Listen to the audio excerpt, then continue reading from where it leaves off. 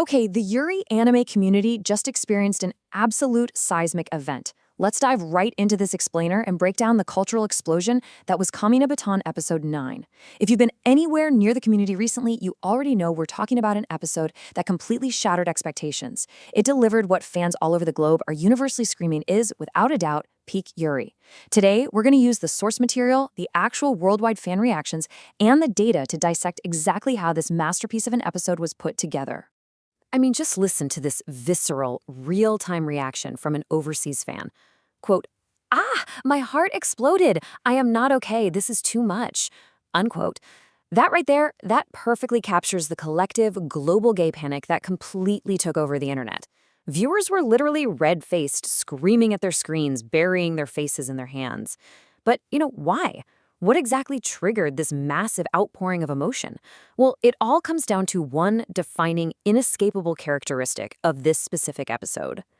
Fans across the world universally labeled this episode as having an absolute, suffocatingly high humidity level. We're talking 100% humidity. Now, if you're a bit newer to the specific jargon of the Yuri fandom, you might be scratching your head right now. You're probably asking, wait, why on earth are we talking about the weather? Well, this fandom meme right here perfectly captures the atmosphere. Humidity max.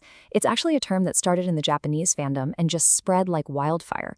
It describes that intensely thick, heavy, sticky emotional tension between two characters. You know the kind, where the air feels so incredibly thick you could literally cut it with a knife? It's that breathless feeling right before a major romantic breakthrough. And let me tell you, episode 9 didn't just reach high humidity, it completely shattered the thermometer. Section 1. Building the max humidity. So, the pacing of this episode is literally a masterclass in slowly boiling the water. It starts off deceptively cozy, right? Just a casual evening dorm drinking party with Ubuki, Kanade, and Jinren. Just everyday talk about job hunting and life. But there's this absolutely crucial moment where Ubuki admits she's currently the happiest she's ever been. Then, the episode shifts. It isolates our main duo, transitioning to a private glamping trip the next day just for Botan and Ubuki. And that isolation instantly turns up the heat. Then, we hit the nighttime bath confession, and finally, the midnight stargazing kiss. The structure is so perfectly layered that as a viewer, you don't even realize how hot the water is until it's way, way too late. And the reason this tension felt so incredibly earned is because it was the ultimate payoff of these carefully planted narrative seeds. Crunchyroll viewers and Reddit communities like r/Yuri Manga have been tracking these developments for weeks. We're talking the indirect kisses, the massive shift to using first names, and of course, Ibuki's incredibly loaded past statement to Botan, "You are my special." Throughout the whole glamping trip, Botan is visibly wrestling with her anxieties about what that phrase actually means, pushing past her own insecurities so she can finally confront her true feelings. Which leads us directly into that unbelievable bath scene. Ibuki drops this massive line, "I want to stop being friends." Boom. Instantly, the emotional humidity goes straight through the roof. It is such a raw, deeply vulnerable moment, both of them with actual tears in their eyes, mutually confirming their love. They aren't just dancing around it or hinting at it anymore. They're looking right at each other and laying the whole shebang on the line. And then, the dam finally breaks.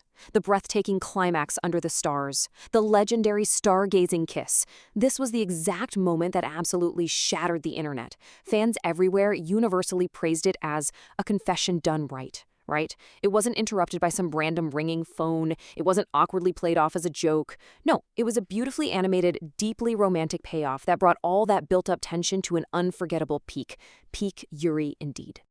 So we all know the episode itself was a narrative masterpiece. But how did the rest of the world actually react to it?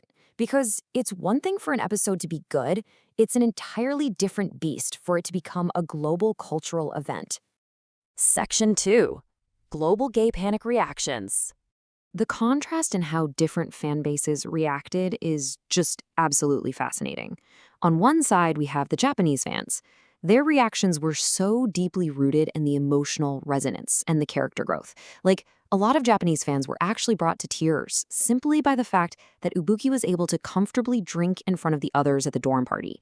To them, that was a massive sign of her personal growth. But then you look at the other side. The overseas fans were throwing a literal explosive celebration. They were hyper-focused on the stunning cinematic visuals, the romantic hype, and were pretty much just screaming peak Yuri at the top of their lungs. Breaking it down even further by region is wild. Asia was, as we said, highly emotional and character-focused.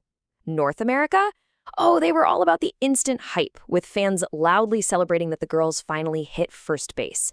South America, especially the Brazilian Portuguese-speaking fandom, went into absolute passionate overdrive. They were calling the episode absurdo, which basically means ridiculously amazing, and making these huge threads desperately recommending the show to everyone they knew.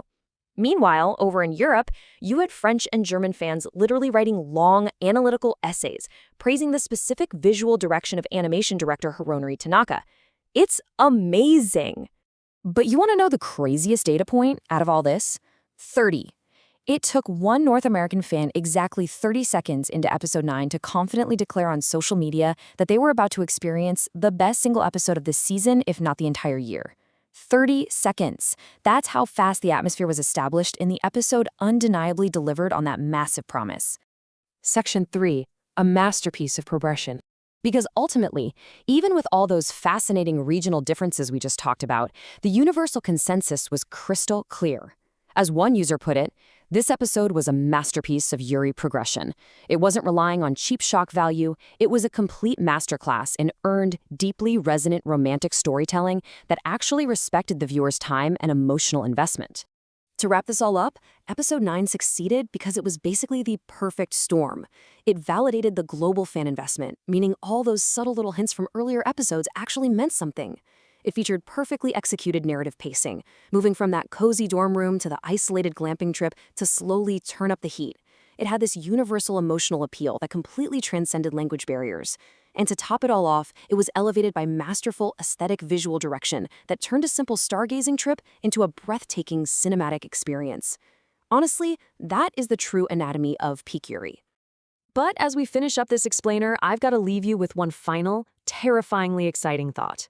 If episode 9 just completely broke the internet, sent fans worldwide into a collective gay panic, and delivered a beautifully animated 100% humidity kiss under the stars, what on earth awaits us in episode 10? Seriously, how do you even follow up peak Yuri? I don't know about you, but I absolutely cannot wait to find out. Thanks for joining me on this deep dive, and keep your eyes on the stars for whatever comes next.